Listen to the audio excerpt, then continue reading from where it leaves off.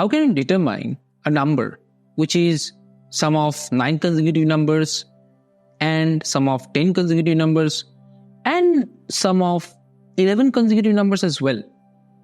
That sounds really fun, but it is true. So let's see how we can find the number. Hello students, I am Deepan, a faculty here in Cheenta. Let's try to understand how to deal with these kind of number theory questions by a question which came both in AIME and Australian Math Competition in Junior Section 2013. So let's get into the problem.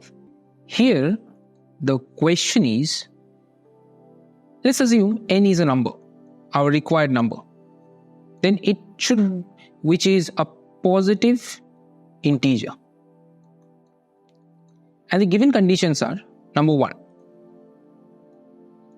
it can be represented as A, sum of 9 consecutive integers, B, sum of 10 consecutive integers, and lastly, C, sum of 11 consecutive integers. So we need to find the least value of n.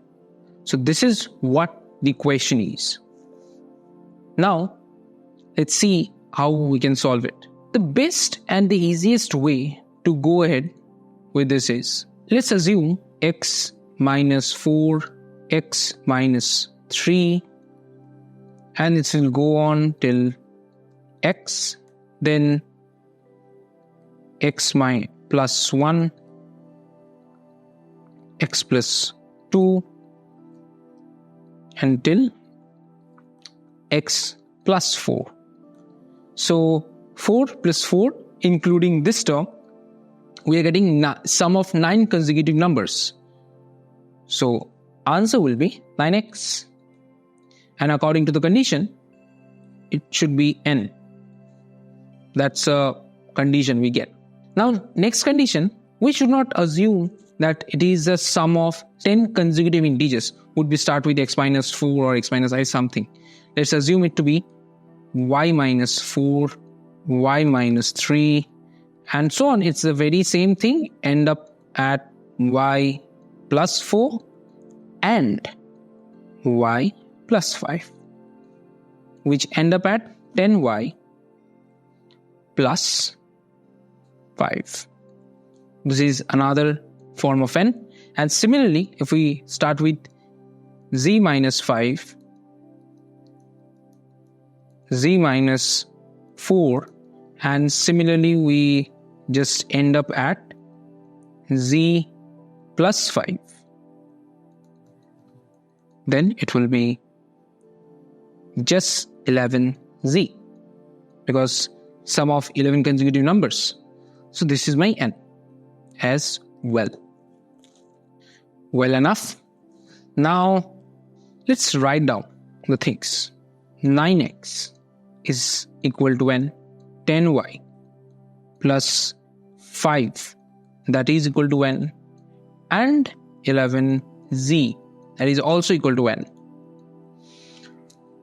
If I understand correctly, then n is both a multiple of 9 and 11. So now we'll use a bit of modular arithmetic, the congruence in number theory.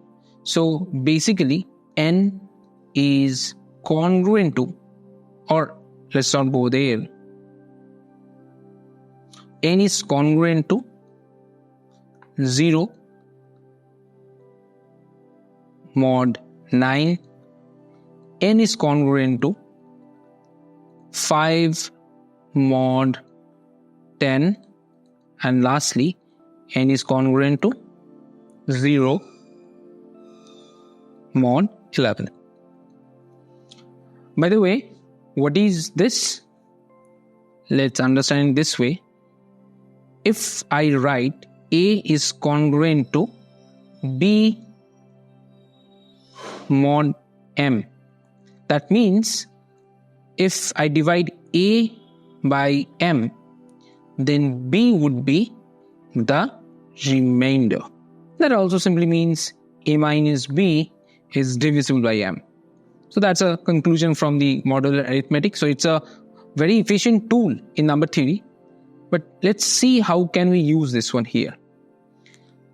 Now, if you look carefully, this, it means 5 times 2y plus 1 n.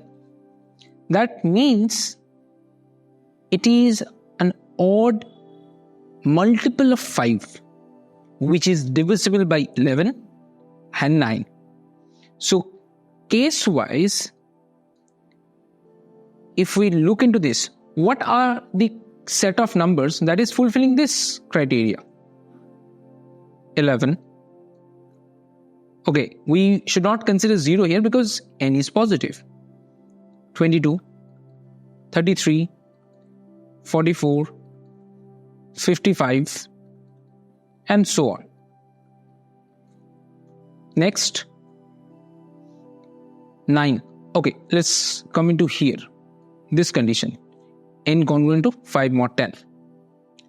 So, this means n would be 11 times 5. 11 times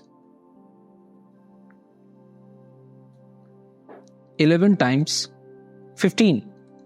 Why? Because it's an odd multiple of 5. That means it should end up with a 5 in the units place. And those numbers will be like this, as it is divisible by 11.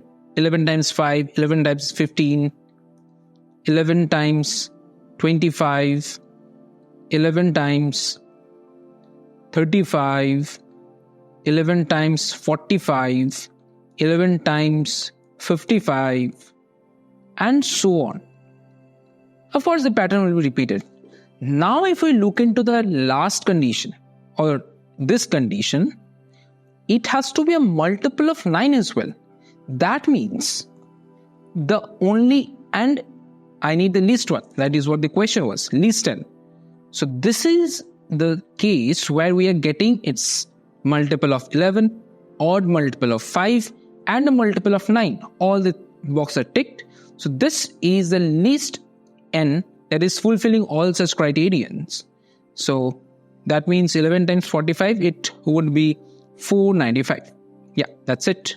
So this is the least n that is fulfilling the criteria, and this is supposed to be the answer as well. So this is the solution of this question. I hope you enjoyed the thing. But from the question only, it is evident that you can solve it in some other way as well, because most number theory questions can be solved in multiple ways. So let me know in the comments what is your way or your preferred way to solve this question. And if you have some doubts or a better approach to solve this question, easy or elegant, so let me know in the comment section, and hope to see you soon in the next video. Till then, continue to do good mathematics.